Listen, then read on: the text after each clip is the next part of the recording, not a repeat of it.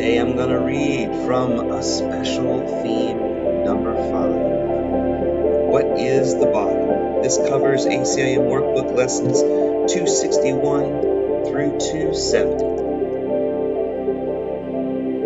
The body is a fence the Son of God imagines He has built to separate parts of His higher self from His other parts. It is within this fence called the body that He thinks He lives.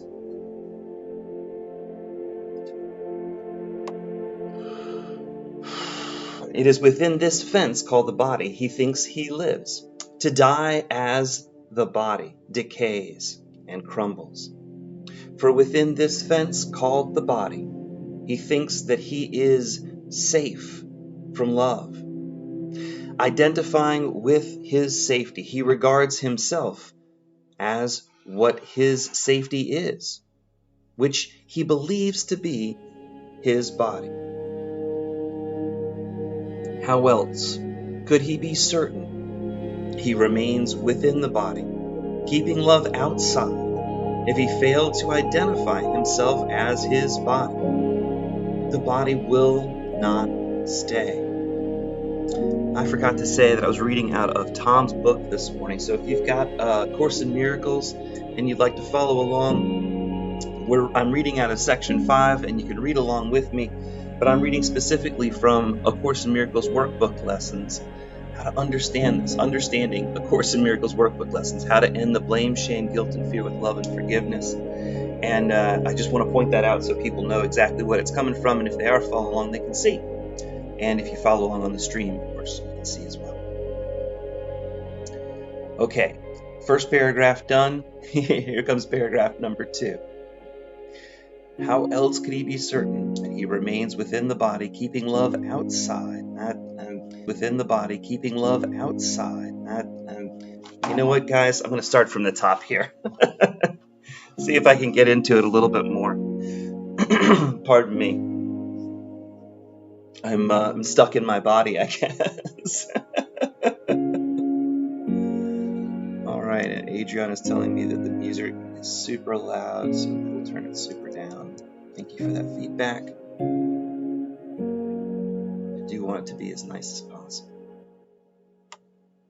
All right, here we go again. What is the body? The body is a fence the Son of God imagines He's built to separate parts of His higher self from other parts.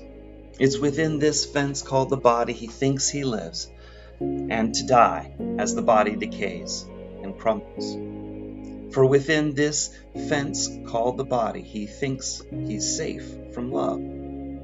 Identifying with His safety, He regards Himself as what His safety is, which He believes to be His body. How else could He be certain that He remains within the body, keeping love outside, if He failed to identify Himself as His body? The body will not stay. Yet this egoic mind sees as double safety. For the Son of God's impermanence is proof that His fences work, and do the task His egoic mind assigns to them, which is to separate the parts from the whole. For if His oneness still remained untouched, who could attack, and who could be attacked? For if His oneness still remained, who could be the victor? Who could be His prey?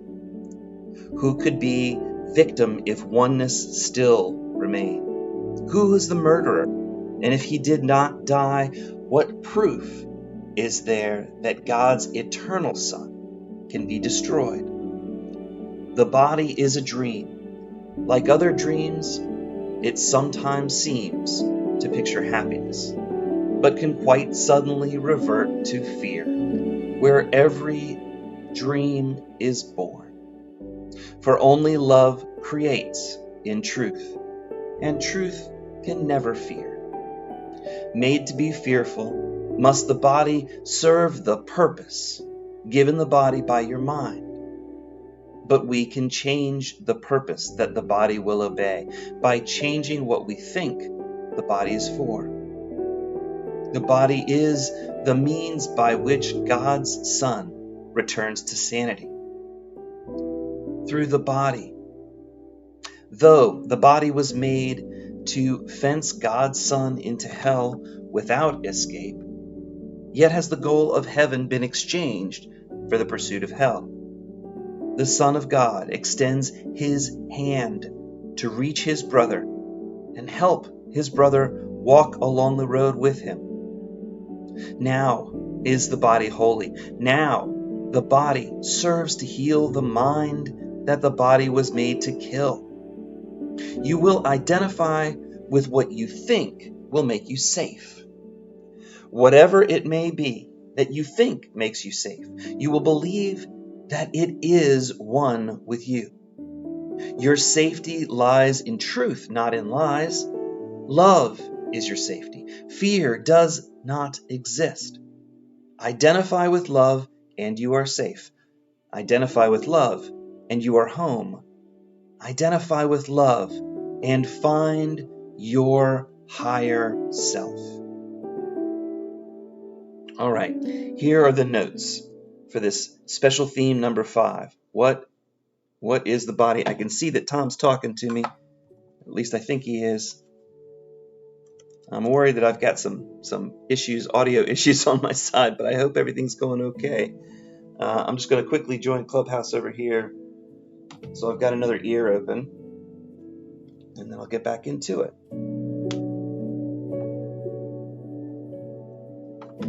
All right.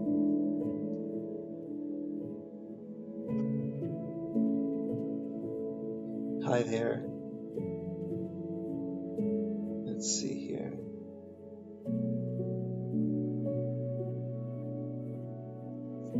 Which Lee is in here? My goodness, I'm so sorry, guys. There's some kind of computer issues going on. Okay. Let's tell that Lee to be quiet. And I'll talk from this Lee over here. I don't know sometimes what's working and what's not working. So thanks for the feedback, Tom. I appreciate you moving your mouth Lee, so that I knew something was you going were on. on 5.5 whenever you lost voice. Okay, thank you so much. All right, 5.5. You will identify with what you think will make you safe. Whatever it may be that you think makes you safe. You will believe that it is one with you.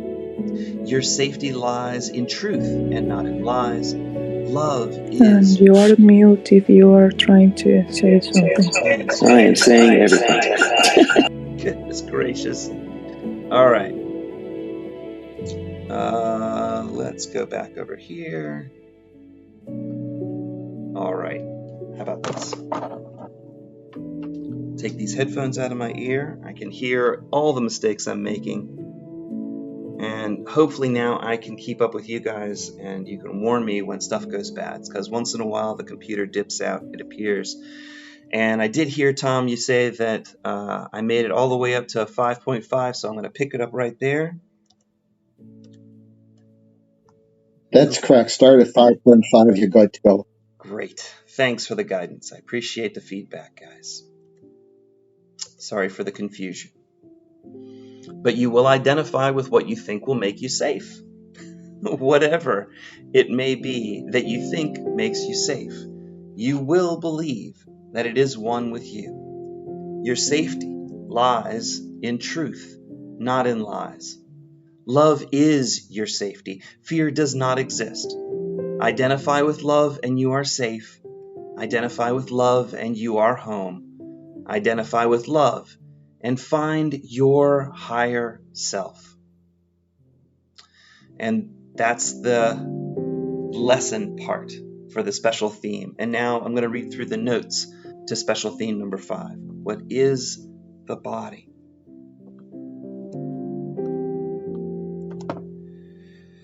This is the central theme for lessons 261 through 270.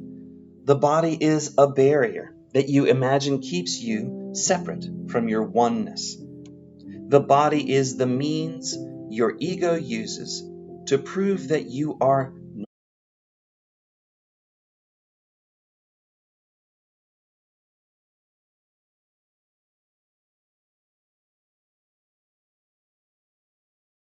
identify with the body.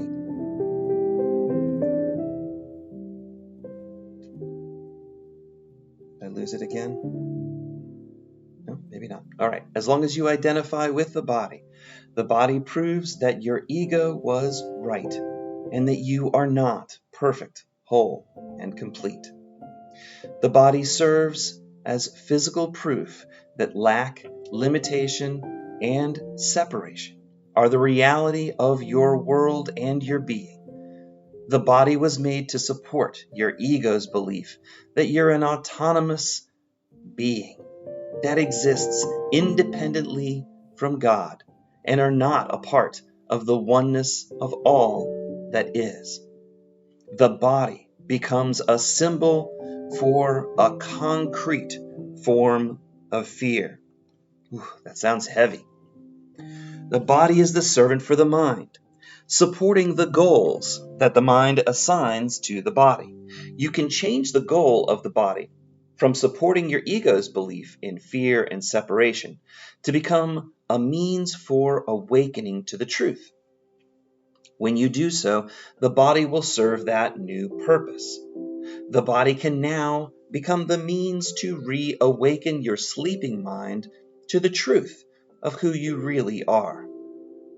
We identify with what we think makes us safe. Our ego believes that our fears make us safe and protect us from circumstances that endanger our existence. Therefore, the body becomes an instrument for those egoic fears. Believing the body to be your home, you perceive that your safety lies in the maintenance, protection, and survival of your body. The ego teaches that the body has the ability to make us happy and also protect us from outside forces that could harm us. Only bodies are vulnerable and need defenses and can attack. Perceiving ourselves to be the body, we believe that we can hurt and harm others. The body now becomes something that we value for its ability to defend us by attacking our opponents. Thus, our body keeps us safe within our fear-based thought system. The body is our ego's instrument to control and influence outside forces to comply with our ego's plans for our happiness. The purpose of our body is to protect and defend our ego's separate, autonomous existence by enforcing our ego's wishes. The body's a fence that separates us from love. When you follow the thought system of the Holy Spirit, you automatically change the purpose that the body is meant to serve. When you identify yourself with love and forgiveness, love becomes your safety and your home. The body can become the means to heal sick minds by returning them to the sanity of their Christ nature. Rather than a vehicle for attack, the body becomes a useful tool to help sleeping minds awaken to the truth. In time and space, the body's like a game token that holds a place on the game board of reawakening to the truth. When you mistake the game token for what you truly are, the protection of the body becomes your main focus and a source for fear.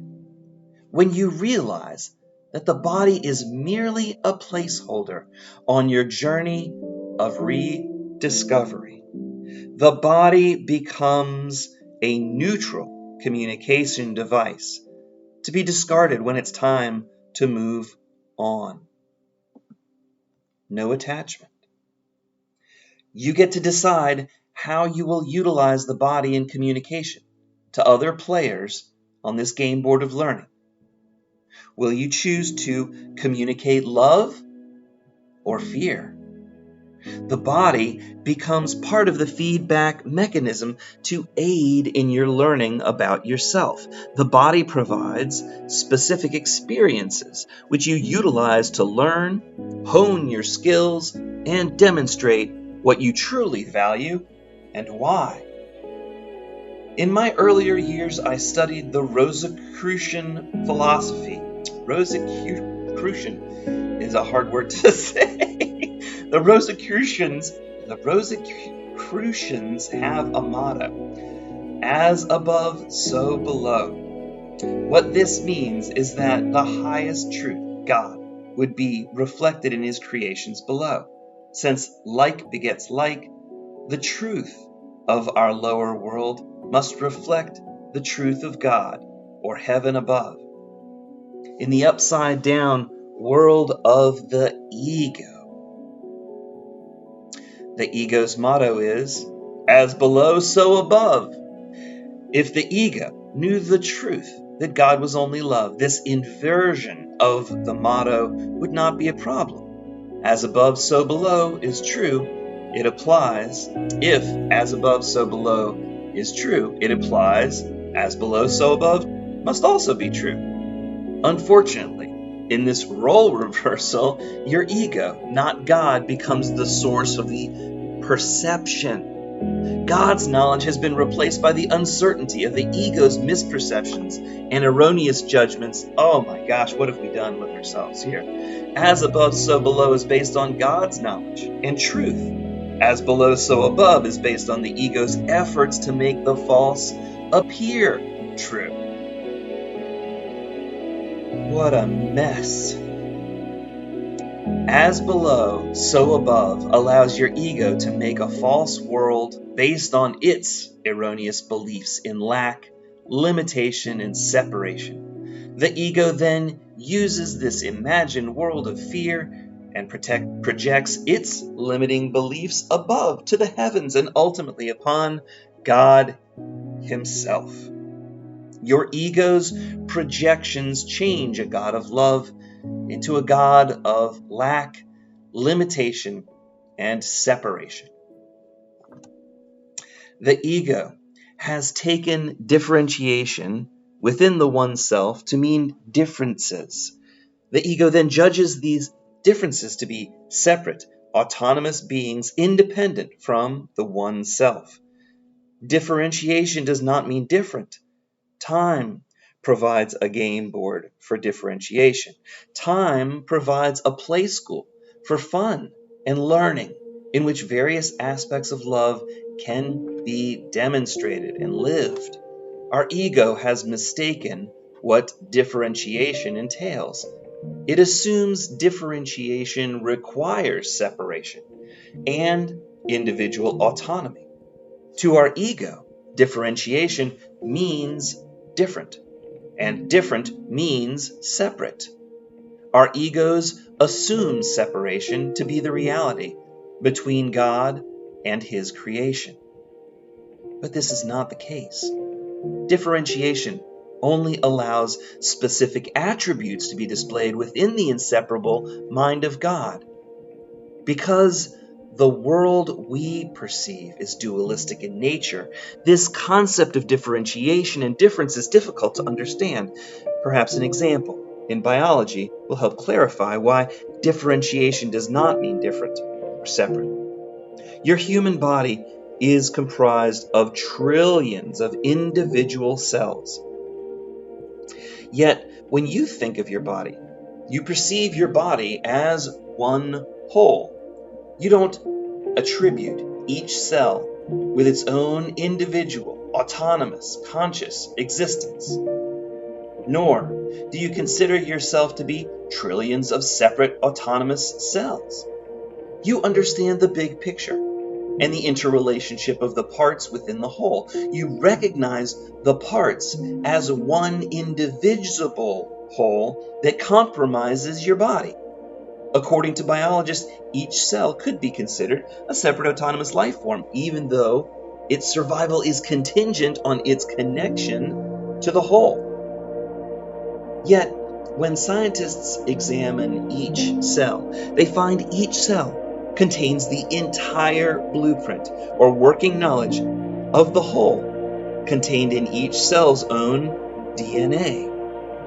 Although each cell contains the ability to replicate the entire whole, each cell chooses through the process of differentiation to only access the part of the blueprint that it needs to fulfill its own function within the context of the whole. For example, a blood cell will only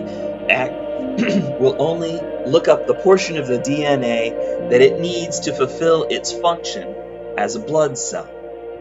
Each cell has access to all the information to replicate the whole, yet it differentiates itself. It chooses differently, essentially.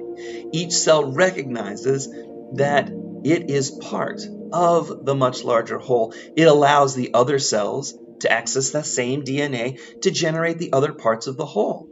The cells work in unison with that one DNA blueprint to create one autonomous being. I think I lost myself again. It looks like I may have lost myself again.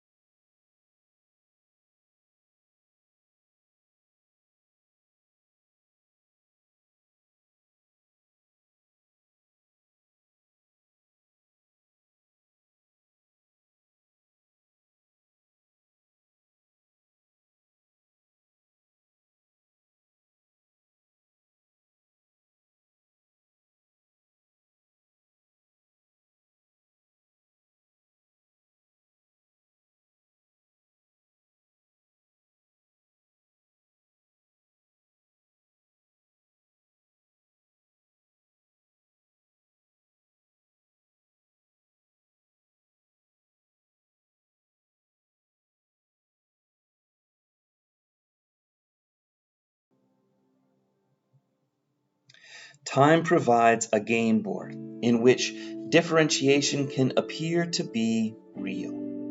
Differentiation provides an opportunity to learn, to demonstrate, and to be a certain aspect of love that cannot be experienced in the oneness of heaven. Time provides a medium for the various aspects of love to appear as separate components so that the abstract oneself can know, demonstrate, and be all the attributes of love. Hi Linda, hi Rosa, welcome guys, I'm glad you're here. I'm reading in the back of the book. The body makes the appearance of lack, limitation, and separation seem real, and provides the medium whereby individual aspects of love, like forgiveness and helpfulness, can be demonstrated in concrete and specific forms. God is living us, and we are the various aspects of love in which the abstract oneself can know and be those specific attributes through our differentiation. On earth, the body provides the means by which the mind can pursue an aspect of love called forgiveness. The body can be used to communicate and teach that nothing causes you to lose your inner peace unless your mind chooses to allow it. The body can be the instrument to teach that fear is not real and that you are the source of your experiences. The body can be used to demonstrate and help others realize that love is the creative process in which time is utilized to reawaken sleeping minds to their true magnificence as the Christ. The body can teach that you are a spiritual being having an earthly experience and that your true reality is the holographic mind of your higher, big-ass self, which you share with God. You are not the body. You are an infinite focus of consciousness. You are a feedback loop that allows you to witness the effects of the choices you are making in the depth of your mind that rests along with the mind of God. Each thought is the vibration of creation, which you use to communicate to the world in an attempt to experience communion with all of life. You are part of the shared mind of God. You are pure spirit, unaffected by anything. You have been given the power to choose, and therefore you create your own experiences as you would have them be. Do not choose and accept your ego's little s self as your reality. You are not the egoic part of the mind that claims to be affected by outside forces that are beyond your control. Instead, you're the creator of your world, and you're 100% responsible for your feelings and interpretations. The body is a neutral communication device. Communication is your attempt to rest in communion with your source and all of creation. On earth, what you choose to perceive, believe, and accept as your truth is what you will radiate through your communication device called the body. Your body is also a teaching device and a learning device. What you communicate and teach is what you've allowed inside your consciousness. You teach what you believe, and your beliefs reflect what you value. Your mind does not reside in the body, but the body is within the field of your mind. The mind's thoughts are the creative force that powers your experiences. Your body allows you to communicate to others what you value and why. Will you choose to communicate your ego's belief in lack, limitation, separation, and fear, or will you choose to communicate love, forgiveness, and the joining of all minds in communion with each other as one? Allow the body to communicate and reveal the truth of your higher self, your Christ nature, to your world and to your brother. Lesson 261, God is my refuge and security.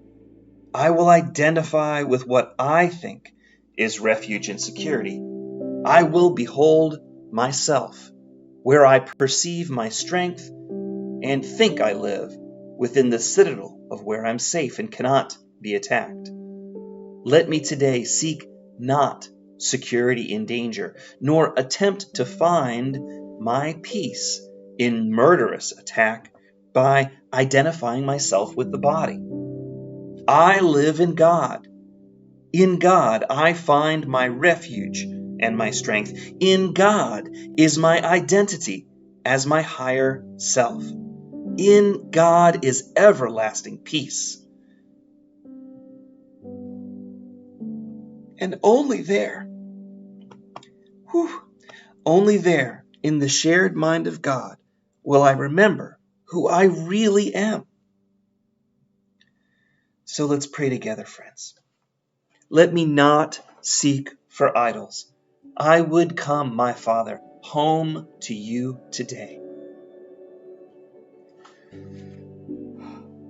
I choose to be as you created me and find the Son whom you created as my higher self.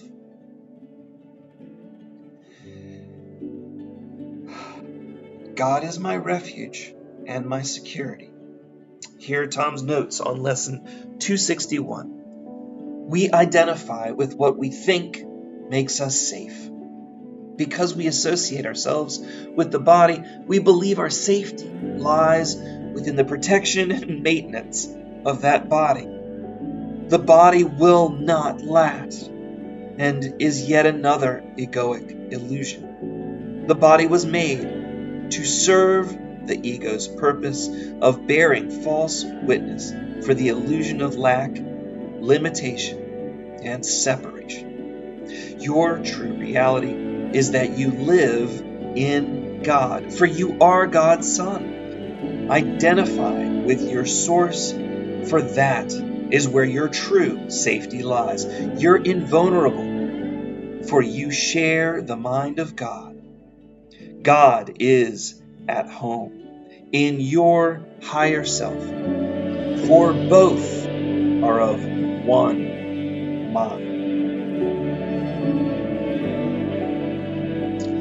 Tom, passing the baton over to you. Well, the music is real loud right now. It came up real. Okay. Thank you. So we've now entered into a new section, and this one is about the body. The next one will be actually about what you really are, the Christ within.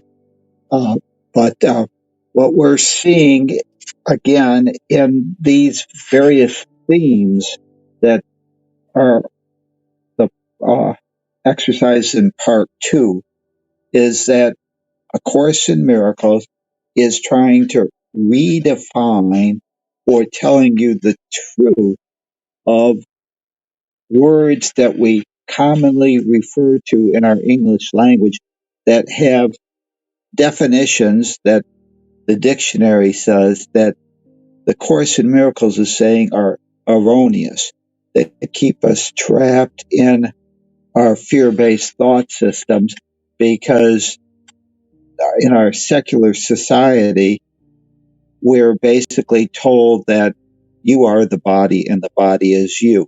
We live in basically, especially in the U.S. now, we're moving more and more and into what they call a secular society. Nietzsche would have said the idea that we're moving into the concept that God is dead. And when Nietzsche said that, he didn't really mean that God was dead, so to speak, as the idea that we were now believing and acting like it was. And the secular society really, rather than just being a separation of church and state, is trying to basically say that it has replaced God. So what Nietzsche was really saying is that we are trying to replace God and lose our spiritual nature. Whenever I was brought up Catholic, and the Catholics still had the idea and certainly said that you had what we're going to call a soul, a part of you that continued to exist that was actually your true essence, and that you were not the body. But in our secular society, this idea that you have some existence or some spiritual nature is trying to be suppressed or removed, because basically it's a lot easier to control you if you perceive yourself to be a body, because when you accept the idea that you are the body and the body is you, you have to accept all the limitations that come with the body. The body needs to eat. The body needs to breathe. The body, especially as a child or as a baby, cannot exist without the support of others to feed it and fulfill its needs. So we're brainwashed into the idea that we are the body and the body is us. And that is the basic core source of our fear. The Course in Miracles is trying to say that, again, we've got it wrong. The body is merely a neutral communication device that we need in this dimension of perception, space, time, and our beliefs, which create the world of perception. And that we need to become aware of that and correct our notion of what we are. I said earlier, and I say it often, fear arises anytime you feel you lack the creative ability to handle a given situation. And anytime you get either of these two questions wrong, you're going to be in trouble. You're going to slip into fear. The first is, what am I? And there we're taught, and society pushes this idea that you are the body and the body is you. The second notion is, what do I value and why? And in this theme, which is what is the body, it's saying that there's nothing wrong with wanting to use a body to communicate. The problem is, what do we believe the purpose of the body is for? When we associate ourselves with the idea that I need this body to exist, that without the body I cease to be, that I am not a spiritual essence, or if I had any spiritual essence, it dies with the body and I cease to be, or that I need to, if I've got a religious background, maybe do certain things to use this body to earn my salvation, to get my reward. When I perceive myself to be separate and having to either be an earner or exist as the body now becomes a means to continue our existence. It becomes what we need to exist, and it also becomes a mechanism for striving. If we felt that we have some existence we now that ceases or that continues after the body, we need to make sure we do everything right so that we earn our way to salvation, so that we earn a second chance to maybe be judged, depending on your religious background or whatever it might be. But the body now becomes our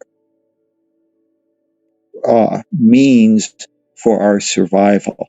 And the Course in Miracles is saying, change the purpose of the body.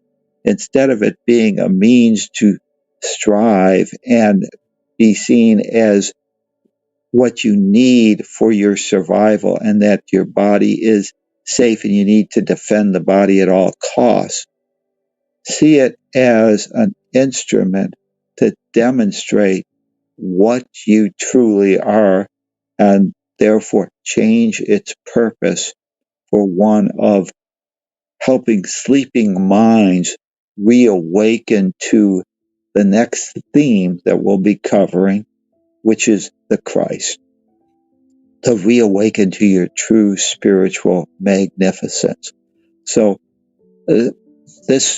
we're on theme 5, I believe, and what it's doing, it's laying the Course in Miracles and all these themes are laying foundational stones to build a thought system that can overthrow, remove, eliminate the thought system based on fear. And that thought system is changing how you view yourself, how you define yourself. The first theme was forgiveness, because until you are willing to realize that you are the source of your own, well, I'll go back. Part 1, the theme actually, or what it was trying to move us to realize that this world that we've been taught is our reality is actually very pliable and is a world of perception. So part 1 was teaching us that our thoughts, our beliefs have a tremendous impact on what we appear to experience, and that our thoughts, our beliefs are powerful and beyond anything that we've been taught they are. We've been taught, the secular society says, that we're an effect of outside forces, that our experiences create our beliefs. They're based on the idea of lack, limitation, and separation, that there's something wrong with you, and that you are an effect of outside forces beyond your control. Part 1 was trying to tell you that your mind is a major player, whether you believe it to be the only player, is a major player in your experiences. So part 1 was trying to tell us that, hey, how you think has major consequence.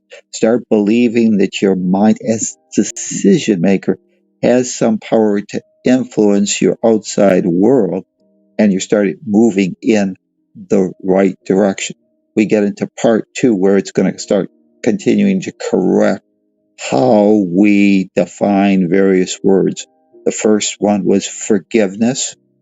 And there, the thing that we were saying that we needed to forgive is the idea that forgiveness was an inside job, that it's us that benefit from forgiveness. And what we need to realize is that we're on our journey of reawakening, and it's okay to have various experiences, because that's all part of the growing process.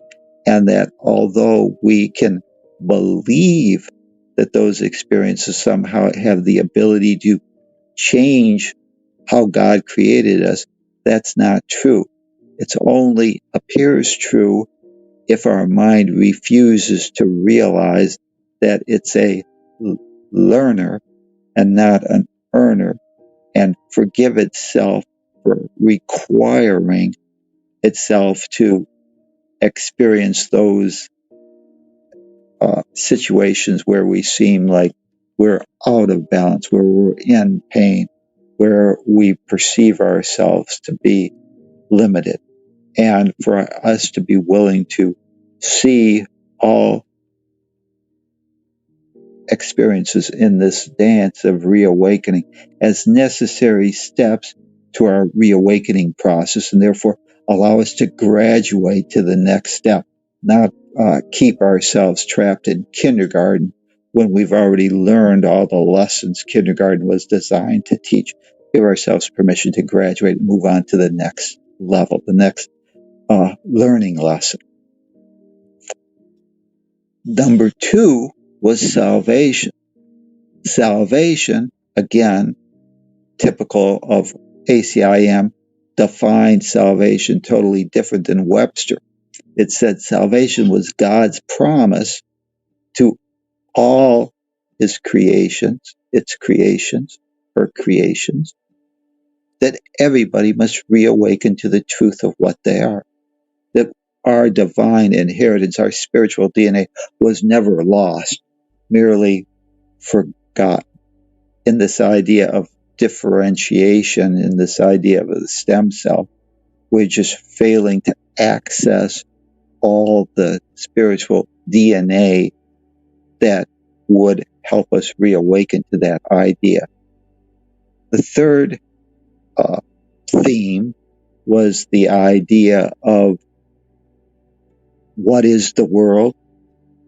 Again, redefined by ACIM, the world becomes a play school, a game board in which we can appear to be separate, autonomous beings and have those experiences of separation so that we could have the experience of learning and demonstrating and honing our skills in being the aspect of love called forgiveness or helpfulness, because being only the one, in reality, there's no one that's not perfect, whole, and complete, because there is just that one, and there's no separation. So no one needs our help for anything because there is no one. There's just God.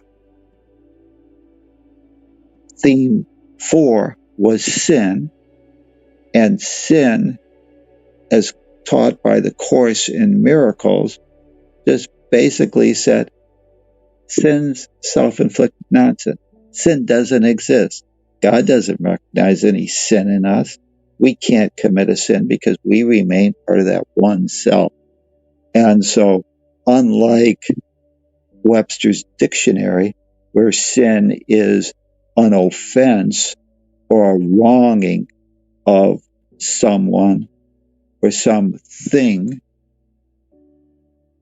Course in Miracles says, sin's just an illusion. It's our own erroneous belief that we could do something wrong, that we could be something other than the truth. This theme now is about the body. What is the body? And again, the Course in Miracles is saying, hey, we've got it wrong. Our secular society, our idea is pushing the idea that I am the body and the body is me. And that's not the case.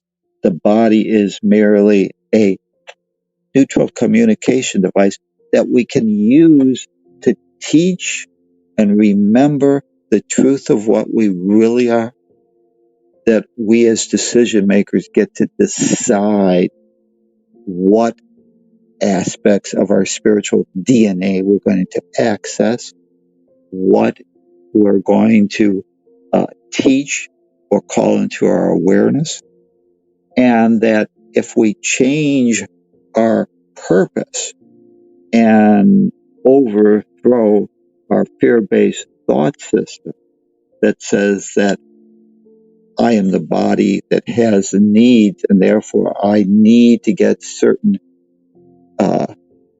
results to continue my existence.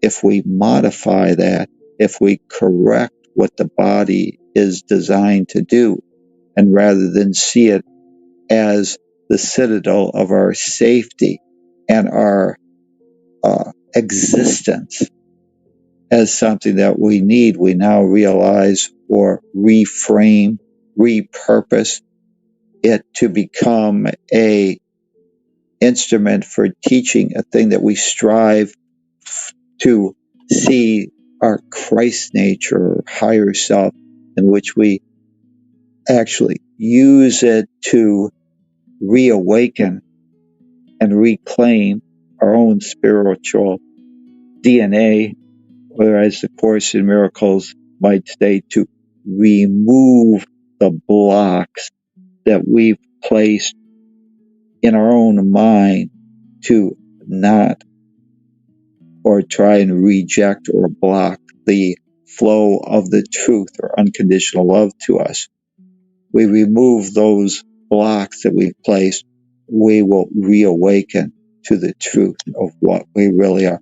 And we can use that body to teach and help other sleeping minds reawaken.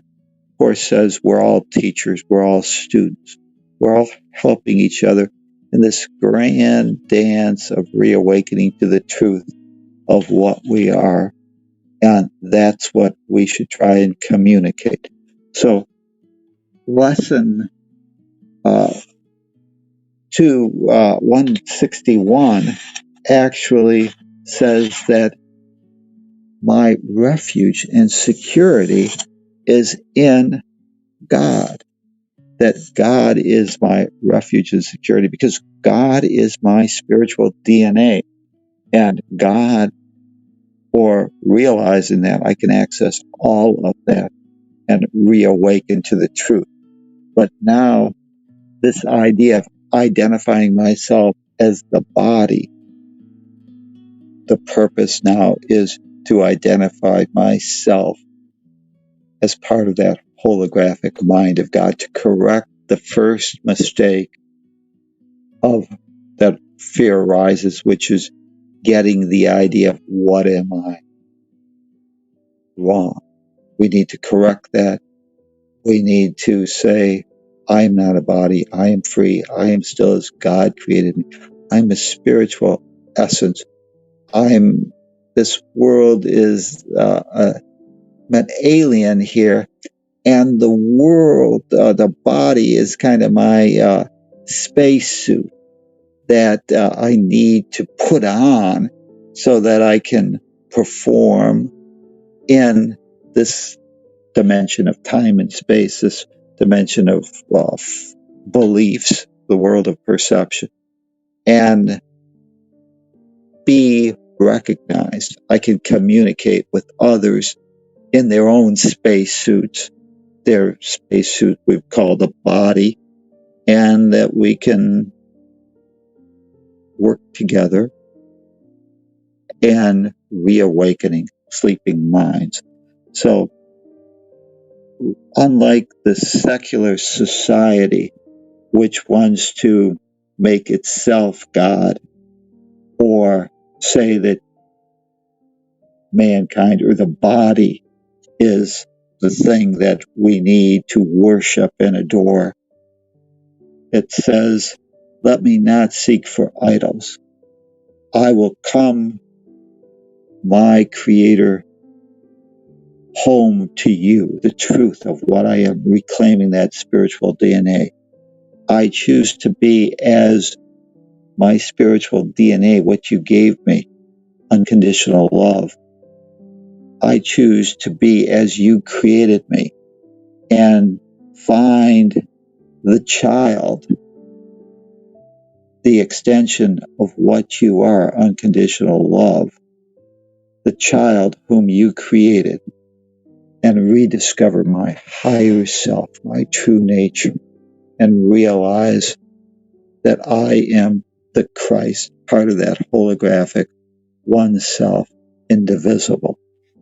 So what I'd like to do, rather, since we've been going over this and we're, we had to read both parts in this theme, what I'd like to do is to just ask you as to how this definition of what the body is, and that trying to delineate or separate or correct the misperception that we've been taught that we need the body to survive and that it's our safety and therefore we need to protect it, to this idea of reframing how this definition of what the body is for can help you recover your inner peace and move from a thought system of fear, which is predicated on the idea that I need the body and I need to keep that safe or I will cease to exist, to one of the body's purpose of reawakening to the truth that you are not the body. With or without a body, you still exist. How that change in definitions might help us reawaken or remove, minimize, manage, and ultimately eliminate fear. So what do you guys think in regards to this idea, and how does that impact how you might see yourself? Thank you.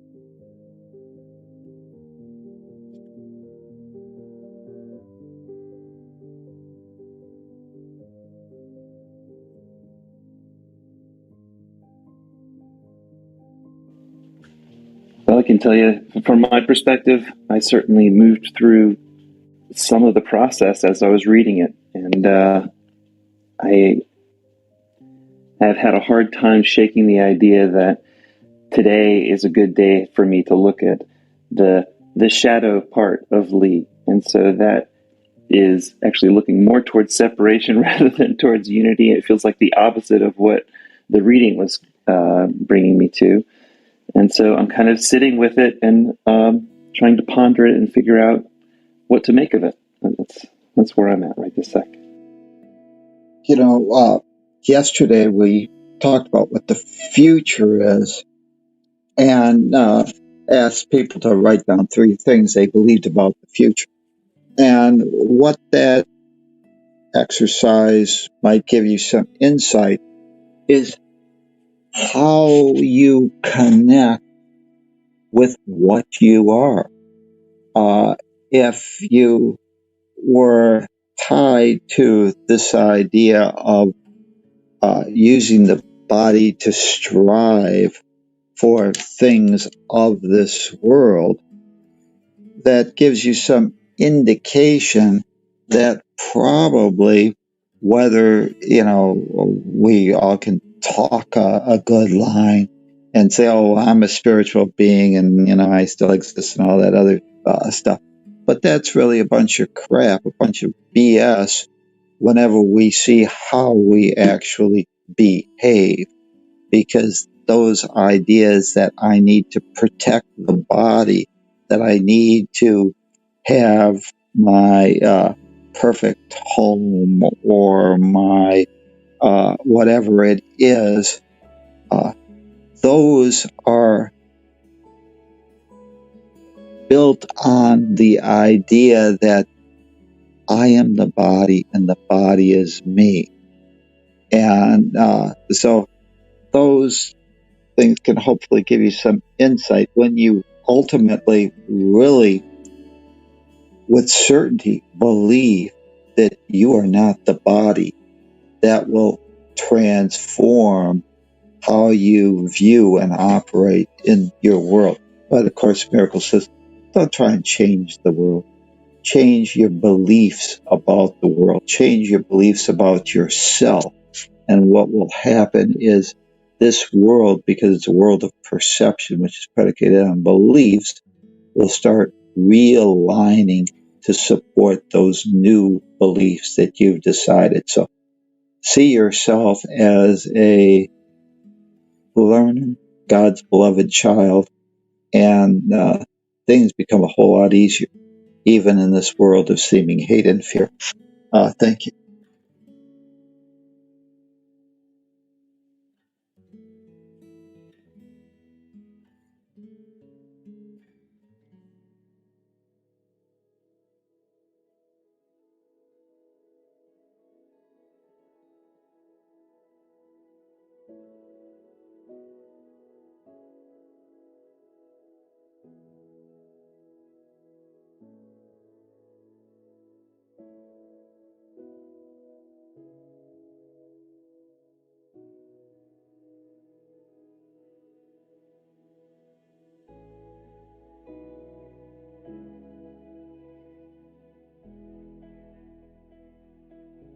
Am I the only one who doesn't hear anyone? No. Oh, good. I was thinking that something was wrong with my phone. I'm like, okay. And I heard them talking. Lord have mercy. I love this.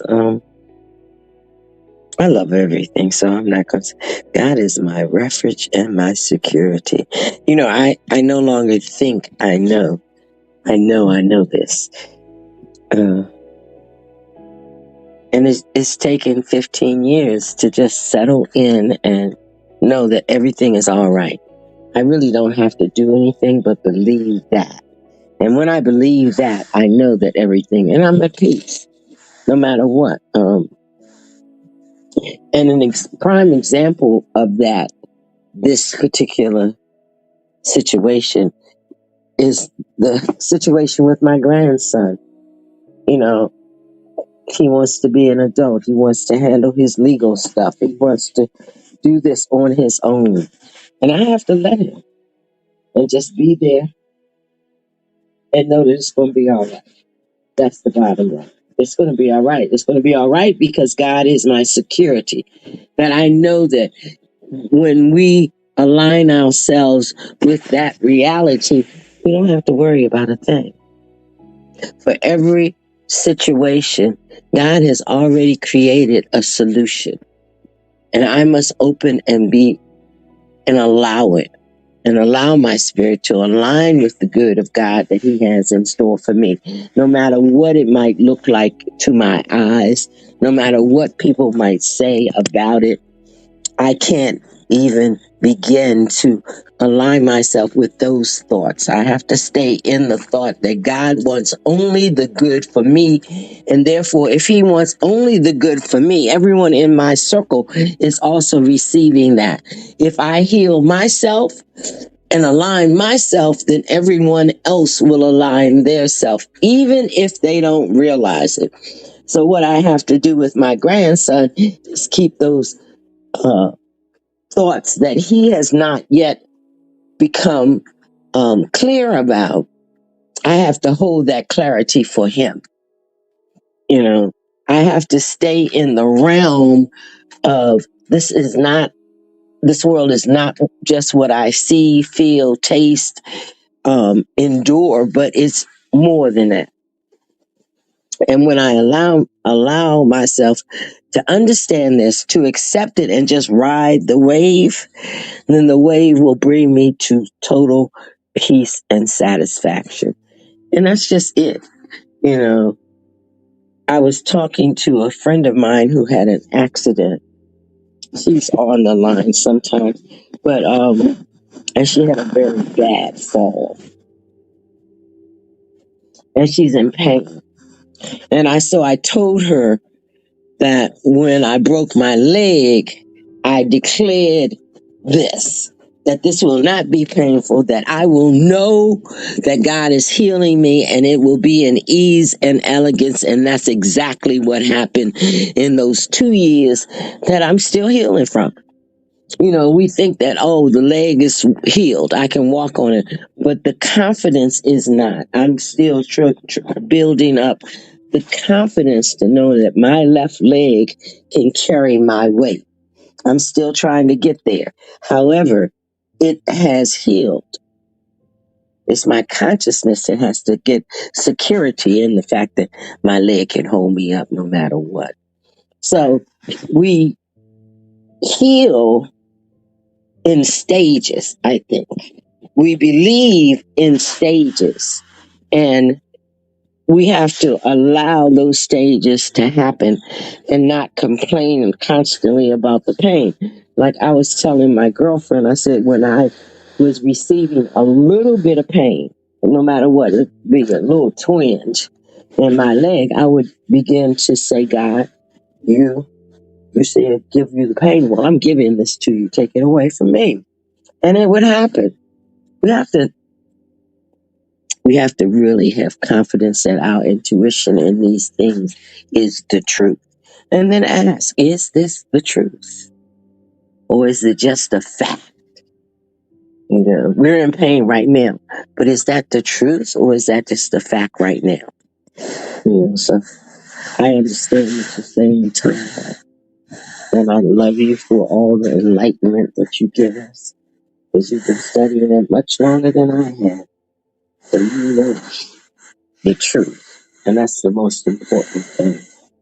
So when you get into that pain that you don't really believe, just turn it over and go about doing something else and have a great day. Yeah.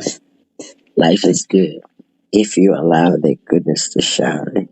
I am Rosa J, doing it God's way each and every day. And that's the only way. I am totally complete. Thank you guys. I love you, Rosa J. Thank you so much for blessing us with a little bit of that information. I can see you, picturing you on your porch. I can hear the crickets in the background. I can feel you rubbing that leg, reminding your consciousness that it's healed. Our brains are catching up with the physical world, and they overrun the physical world, and they're in front of it, and they're behind it. They're just about everywhere, but at peace with it. Today, my aim is being at peace with it, because this world is perfect just the way it is. My recognition of it brings me peace, that everything is exactly where it's at. Adriana is exactly where she belongs. Christopher, exactly where he belongs. Janine and Andy and Michael and Rosa, everybody, exactly where they belong. Louisa, exactly where you belong. Tom, exactly where you belong. All of this serves to remind me that I'm where I belong too. Whether I'm dealing with shadow work, or I'm dealing with light work, or I get rid of all the ego BS and just come back and sit with God. We're truly where we belong in this moment. And so I will hold you all in the light all day long today. I'll come back and I'll read tomorrow again. I'm going to wrap up the stream so that I don't have anything else left distracting me. And I hope you all have a fantastic day. I'm complete.